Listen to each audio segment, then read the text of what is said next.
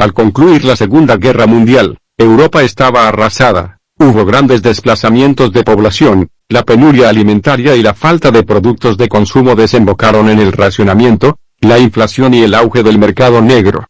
Finalizada la contienda, el sistema democrático se expandió en gran parte del mundo. Sociedades en donde habían pasado por la experiencia del fascismo, ahora el péndulo se orientaba a la izquierda.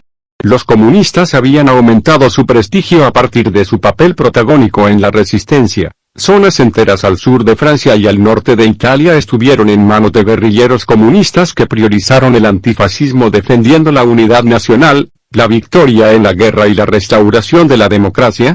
En la posguerra, los comunistas se convirtieron en la mayor fuerza política de Europa. Participaron en los gobiernos de Francia e Italia hasta 1947. El electorado británico sorprendió en 1945 cuando delegó el ejercicio del poder al Partido Laborista, pero las nacionalizaciones no cuestionaron el orden capitalista y en muchos casos socorrieron a los grandes propietarios. En las fábricas se evitó la autogestión y el control obrero. La descolonización no fue aceptada como un derecho de los pueblos sometidos. En la posguerra, la expansión comunista solo se dio en aquellos países liberados del fascismo, en las colonias o en países fragmentados como China.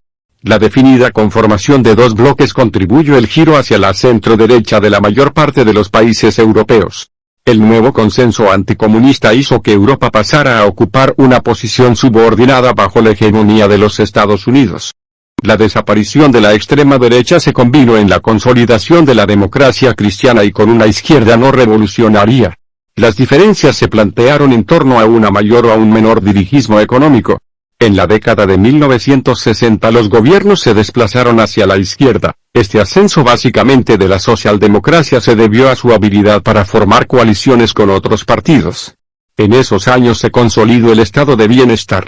Los gastos sociales representaron la mayor parte del gasto público. El ánimo general se volvió cada vez más confiado y hubo un marcado sesgo hacia el individualismo. Los socialistas habían aceptado los procedimientos e instituciones liberal-democráticas en el plano político. Después de 1945 se reconoció la posibilidad de gestionar el capitalismo para avanzar hacia una sociedad más igualitaria.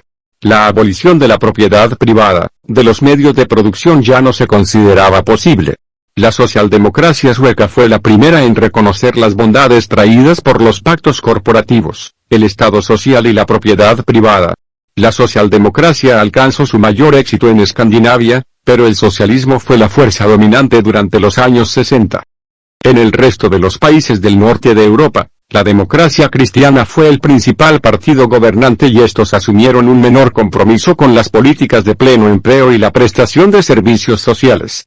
Los laboristas británicos instrumentaron las nacionalizaciones pero estuvieron cargados de tensiones con el movimiento sindical que se preocuparon por atender las necesidades de los más débiles, sin instrumentar políticas de pleno empleo ni garantizar una cobertura social.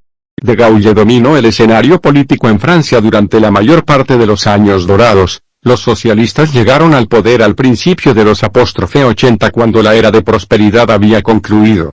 Portugal y España vivieron hasta la década del '70 bajo regímenes dictatoriales instauradas en el período de entreguerras.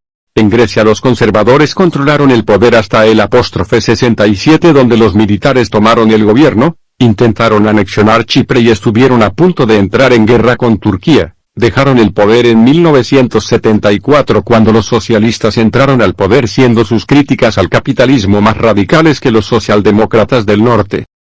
En 1968 la combinación de fordismo y keynesianismo se agrietó lo que produjo, la crítica de jóvenes universitarios a la sociedad de consumo y a la autoridad de sus mayores, la llamada contracultura. Se dieron protestas obreras en pos de aumentos salariales y mejoramiento de las condiciones de trabajo. No hubo una revolución pero sí una crisis social profunda.